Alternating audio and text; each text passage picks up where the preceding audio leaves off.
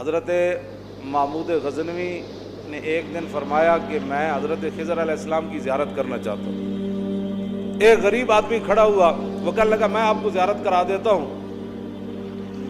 لیکن ایک شرط ہے، میں غریب ہوں، 6 مہینے کا خرچہ میں آپ کو دینا ہوگا میرے بچوں کا۔ اس نے کہا ٹھیک ہے۔ 6 مہینے کے بعد محمود غزنوی نے اس کو بلایا، ہاں جی خضر علیہ السلام کی ملاقات کا کوئی وظیفہ مکمل ہوا؟ اس نے کہا جی کچھ وظیفے الٹ ہو گئے، 6 مہینے اور چاہیے۔ اس نے کہا ٹھیک ہے۔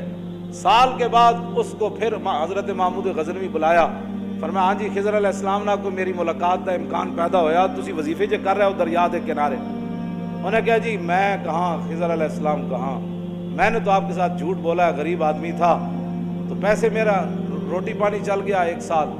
تو محمود غزنوی کا مجلس لگی ہوئی تھی، ہزاروں لوگ موجود تھے، غوث بھی تھے، کتب بھی تھے، ابدال بھی تھے، محدث بھی تھے، مفسر بھی تھے۔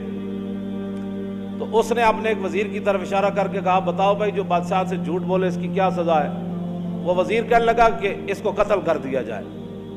محمود غزنوی کے مجلس میں ایک نورانی چہرے والے بزرگ بیٹھے تھے، انہوں نے کہا بادشاہ سلامت، اس نے بالکل ٹھیک کہا۔ پھر اس نے ایک دوسرے وزیر سے پوچھا، اس نے کہا جی اس کی کیا سزا ہے جس نے بادشاہ سے داؤ بھی لگایا اور جھوٹ بھی بولا؟ اس نے کہا یہ گردن نہ اتاریں، یہ تو پھر جلدی مر جائے گا، اس پر کتے چھوڑے، یہاں تک کہ کتے اسے نوچ نوچ کر کھائیں تاکہ اس کو پتہ چلے بادشاہ سے جھوٹ نہیں بولا جاتا۔ تو وہ بزرگ چہرے والے کہنے لگے بادشاہ سلامت، اس نے ٹھیک کہا۔ پھر اس نے حضرت ایاز کو کہا، ایک ہی صف میں کھڑے ہو گئے محمود و ایاز۔ حضرت ایاز کو کہا کہ ہاں جی آپ بتائیں۔ اس نے کہا بادشاہ سلامت، ایک غریب آدمی تھا، اس کے جھوٹ بولنے سے آپ کے وقار میں کوئی کمی نہیں آئی، اور 1 سال پیسے دینے سے آپ کے خزانے میں کوئی کمی نہیں ہے، یا آپ اس کو معاف کر دیں۔ وہ نورانی چہرے والا بزرگ کہنے لگا بادشاہ سلامت بالکل اس نے ٹھیک کہا۔ محمود غزنوی نے ان بزرگوں کو قریب بلایا، انہوں نے کہا یہ کیا بات ہے، جو گردن اتارنے کا کہتا ہے آپ وہ بھی ٹھیک ہے، جو یہ کہتا ہے کہ کتے چھوڑ دیا جائے وہ بھی ٹھیک ہے، جو معافی کرتا ہے۔ اس نے کہا کہ جس نے کہا نا گردن اتار دو، یہ اس کا خاندان تھا کسائی، تو اس نے اپنے خاندان کا اظہار کیا ہے، گردنیں اتارنے کے عادی ہیں، اور کہا کہ تیری ہے جیسے تو نے ایسے لوگوں کو وزیر بنایا۔ اس نے کہا جس نے کتوں کا کہا نا کتے چھوڑو، اس کے آباء و اجداد بادشاہوں کے کتے نہلایا کرتے تھے۔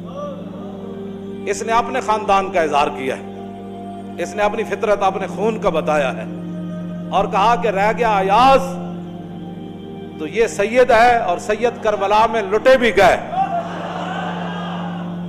تو اف نہیں کی، اپنا سودا بیچ کر بازار سونا کر گئے، کون سی بستی بسائی تاجران آل بیت۔ کیوں جی یہ سید ہے۔ جب یہ کہا نا یہ سید ہے تو محمود غزنوی کرسی پر کھڑا ہو گیا، کہنے لگا ایاز تو نے آج تک میں آل رسول ہوں، اتنا ظلم کیا تو نے بتایا ہی نہیں آج تک۔ تو حضرت ایاز فرمانے لگے کہ اچھا میرا راز ان بزرگوں نے کھولا تو میں بھی آپ کے سامنے ایک راز کھولنا چاہتا ہوں۔ انہوں نے کہا جی وہ کیا ہے؟ انہوں نے کہا یہ جو بزرگ ہیں نا یہ خود حضرت خضر علیہ السلام، ہر کوئی اپنا خون اپنے خاندان کے اظہار کرتا ہے، تو دعا کریں اللہ تعالیٰ تا صبح قیامت ہمارے خون پہ یہ اثر رکھے اور ہمارے خاندانوں میں، کہ ہماری نسلیں بھی ایسے ہی لبیک یا رسول اللہ کا نعرہ لگاتے ہیں۔